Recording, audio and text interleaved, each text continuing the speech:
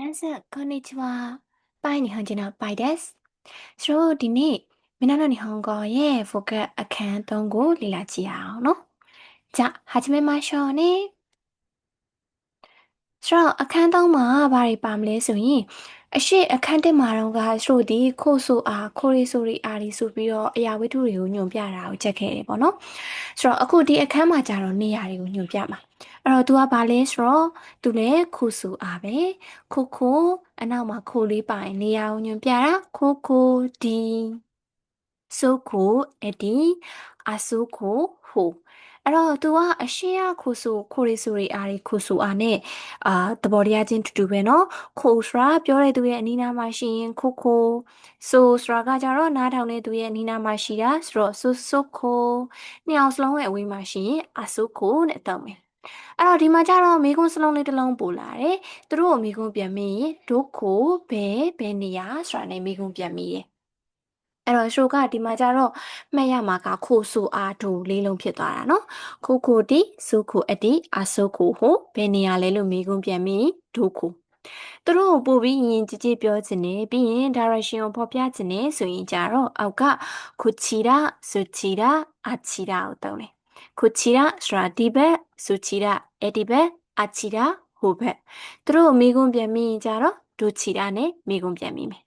ရမယ်နော်ဆိုတော့ခိုနဲ့ဆုံးရင်ဒုခိုနဲ့ပြန်မိတယ်ခြိတာနဲ့ဆုံးတော့ဒုခြိတာနဲ့ပြန်မိတယ်ဒါကခိုဆိုအားတို့လေးလုံးတွဲဖြစ်ပါတယ်နောက်ထပ်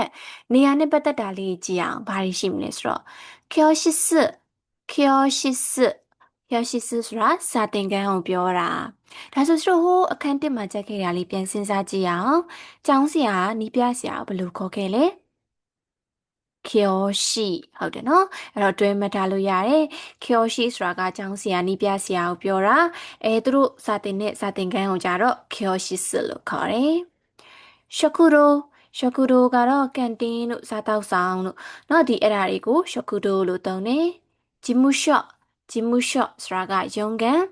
ခိုင်ဂီရှစ်ဆိုတာကကြတော့အစည်းအဝေးကန်ကိုပြောတာဥခဲစခဲကအဲ့ကျူကောင်းတာရိုဘီဒီမှာအနောက်ကမြင်းရှည်လေးပါတော့အတန်ရှည်ဆွဲမယ်ရိုဘီဆိုတာကလော်ဘီဆိုတဲ့စလုံးကနေလာတာပေါ့နော်အဲ့တော့နားနေကန်အောင်ပြောတယ်ဟေးရဆိုတာကတော့အခန်းတိုးရီတဲ့က try လက်ကနေလာတာဖြစ်ပြီးတော့သူ့ကိုပို့ပြီးရင်ကြည်ကြည်ပြောချင်ကြတော့ဆိုကအိုတက်အာရာဤတန့်စင်ကန်ဆိုပြီးတော့ရင်ကြည်ကြည်ပြောလို့ရတယ်ဆိုတော့ဒါတွေအကုန်လုံးဒီနေရာတွေဖြစ်ပါတယ်ပြန်မဲ့ကြမယ်ကျောရှိစစာတင်ကန်ရှခုဒိုကန်တင်ဂျီမှုရှော့ယုံကန်ခိုင်ဂီရှိစအစီဝေကန်ဥခဲစခဲအဂျူကောင်တာရိုဘီနာနီကန်ဟေယအခန်းတိုရီတယ်ဆိုတာတွိုင်လက်ကိုပြောတာဖြစ်ပြီးတော့သူ့ကိုရင်ကြည်ကြည်ပြောချင်ရင်ဥတဲအာရာကြီးနဲ့ပြောတယ်ဟဲ့ဒီထီရမယ်နော်ကြနောက်ထပ်ဘာရှိမလဲဆိုတော့ကြည့်အောင်အရင်ဆုံးဆိုလေကား၃ခုမှတ်ကြရအောင်လေကား၃ခုကဘာတွေရှိမလဲဆိုရင်အရင်ဆုံးရိုးလေကားဖြစ်တဲ့ခိုင်တန်းဆိုတာကလေကားကိုပြောတာelevator တော့ elevator ကနေလာတဲ့ဓာတ်လေကားကို elevator လို့ခေါ်တယ် escalator သူကတော့ဆက်လေကားကိုပြောတယ်ဆိုတော့လေကား၃မျိုးပြန်မှတ်မယ်ခိုင်တန်းဆိုတာကလေကား elevator ဓာတ်လေကား escalator ဆက်လေကားနောက်ထပ်ဘာတွေရှိမလဲဆိုတော့ဂျီတိုဟန်ဘိုင်ခိအလျိုအလျောက်ဈေးရောင်းဆက်ဆိုတော့ဒီမှာတစ်လုံးချင်းစီခွဲမှတ်ကြည့်မယ်ပေါ့နော်စလုံးရအရှိလိုမျိုးဖြစ်နေတာဂျီတိုဆိုတာကဆိုအော်တိုလို့ပြောတာဟန်ဘိုင်ဆိုတာကရောင်းတာဝယ်တာခိကဆက်ဒါကြောင့်မို့လို့သူတို့အားလုံးပေါင်းလိုက်တော့ဂျီတိုဟန်ဘိုင်ခိအလျိုအလျောက်ဈေးရောင်းဆက်ဆိုပြီးတော့ဖြစ်သွားတယ်ဒန်ဝကတော့ဖုန်းကိုပြောတာခုနိကနိုင်ငံဒါပေမဲ့ဆိုဒီယဉ်ကျေးမှုနဲ့အရှိအအိုလေးထည့်ပြောလို့ရှိရဲ့အခုနိတိုင်းပြည်နိုင်ငံခိုင်ရှာကုမ္ပဏီဒါကြောင့်မလို့ဆိုအခန်းတစ်မှာတော့ဗာချက်ခဲ့လဲဆိုတော့ကုမ္ပဏီဝန်ထမ်းချက်ခဲ့တယ်ခိုင်ရှာအင်းเนาะခိုင်ရှာအင်းကုမ္ပဏီဝန်ထမ်းဆိုပြီးတော့ချက်ခဲ့တယ်အဲ့ဒီမှာပါတဲ့ခိုင်ရှာဆိုတာကုမ္ပဏီဥချီကတော့အိမ်ကိုပြောတယ်အဲ့တော့ဒီတိပြန်မှတ်ကြမယ်နော်ဂျီတိုဟန်ဘိုင်ခိအလိုလျောက်စီရောက်နေဆက်ဒန်ဝါစရာကဖုန်းအခုနိတိုင်းပြည်နိုင်ငံခိုင်ရှာကကုမ္ပဏီဥချီကအိမ် နောက်ထပ် noun တွေကဘာတွေရှိမလဲဆိုရင်ခုစခုစဆိုတာကဖက်နက်ကိုပြောတာခုစဖက်နက် necktie necktie ဆိုတာကကြတော့ necktie ကနေပြီးတော့လာတယ်ဆိုတော့ဒါကကြတော့တစ်လုံးချင်းစီဖတ်မယ်ဆိုရင် wine ပေါ့နော်ဒါပေမဲ့ဆိုကအမြန်တဖြည်းဖြည်းဖတ်ရင်နဲ့ wine ဆိုပြီးတော့ဖြစ်သွားတယ် wine ဆိုတာကကြတော့ wine ကိုပြောတာဥရိဘဆိုတာကရောင်းတဲ့နေရာအယောင်ပစ္စည်းတွေထားတဲ့နေရာကိုဥရိဘလို့သုံးတယ်ချီကကကြတော့မြေအောက်ခိုင်ဒါမှမဟုတ်ရင်ဂိုင်သူကကြတော့အထက်တီအစာအုပ်မှာဘယ်နှထက်ရှိရဲတစ်ထက်နှစ်ထက်သုံးထက်အဲ့ဒီအထက်ကိုပြောတဲ့အခါမှာသုံးတာခိုင်လို့အတန်ထွက်တာလည်းရှိရဲအရှိကကနန်းပေါ်မှာမူတည်ပြီးတော့ဂိုင်လို့ထွက်တဲ့နေရာလည်းရှိရဲမိကုံးပြန်မေးနော်နန်းဂိုင်နဲ့ပြန်မေးရမယ်အဲ့တော့ဆိုဒီ question ကလေးလည်းပဲမှတ်ထားပါနန်းဂိုင်ဘယ်နှထက်နောက်ပတ်စံအောင်ရေးတွက်ရင်ကြတော့အန်နဲ့ရေးတွက်တယ်အန်ကကြတော့ဒါဂျပန်ရှန်ကိုပြောတဲ့အခါမှာတုံးတယ်ဆိုတော့ဒါလေးပြန်မှတ်ကြမယ်ခုစဖနက် necktie wine ကိုပြောတာဥရိဘဒါအယောင်ပစ္စည်းရေးထားတဲ့နေရာချီကာကမြေအောက်ခိုင်ဒါမှမဟုတ် guy ဆိုရင်အထက်ကိုပြောတာနန်း guy ဆိုရင်ဘယ်နှစ်ထက်လဲ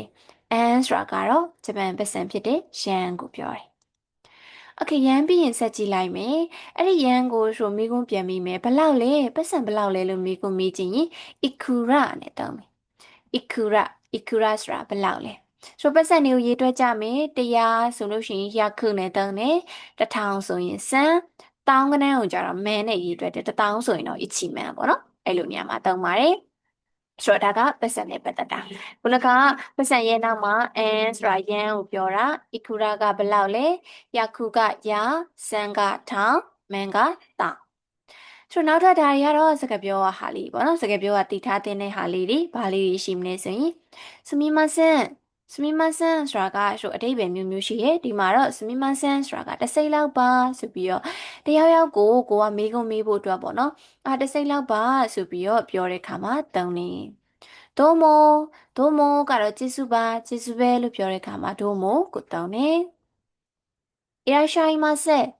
いらっしゃいませဆိုတာကြိုဆိုပါရယ်သူကဘယ်လိုနေရာမှာတောင်းလဲဆိုတော့customer ကိုပေါ့နော်ဝန်ထမ်းကနေပြီးတော့ကိုယ်ဆိုင်အောင်လာတဲ့အခါမှာကြိုဆိုပါရယ်ဒီလို service industry မှာသုံးတဲ့အသုံးမျိုးပေါ့အဲ့လိုနေရာမှာသုံးပါတယ်いらっしゃいませကြိုဆိုပါရယ်見せてくださいဆိုတာပြပေးပါဥမာတို့ကအိတ်ကလေးလိုချင်နေဆိုခါပန်း見せてくださいဒီအိတ်ကလေးပြပေးပါဒါမျိုးပြောတဲ့အခါမှာသုံးလို့ရှိပါတယ်ဟဲ့နောက်ထပ်ဆိုဒီအခန်းမှာနိုင်ငံနာမည်လေးတစ်ချက်လောက်ဆက်မှတ်ကြည့်အောင်မြို့နာမည်လေးရှိမယ်ဆိုတော့ကြည့်ကြည့်မယ်အီတာလီယာဆိုတာကအီတလီスイスကတော့ Swiss ကိုပြောတာပေါ့နော်ဆွစ်ဇာလန်ဖရန်ကပြင်သစ်ဂျကာတာဘန်ကောက်ဘယ်ဒူရင်ဆိုတာကကြတော့ဘာလင်ကိုပြောတာရှင်အိုဆာကာသူကကြတော့အိုဆာကာမှာရှိရဲ့ဘူရာတစ်ခုနာမည်နော်ဒါကိုဖတ်တဲ့အခါမှာသတိထားမယ်နော်အိုဆာကာမဟုတ်ဘူးရှင်အိုဆာကာဆိုပြီးတော့ဖတ်ရじゃあဒါဆိုလို့ရှိရင်ဒီထီရမယ်ထင်ပါတယ်ဆိုတော့ဒါကတော့ဒါမနက်の日本語အခန်း3ရဲ့ vocab တွေဖြစ်ပါတယ်ဆိုတော့နောက်ဗီဒီယိုမှာပြန်တွေ့ပါမယ်じゃあまたね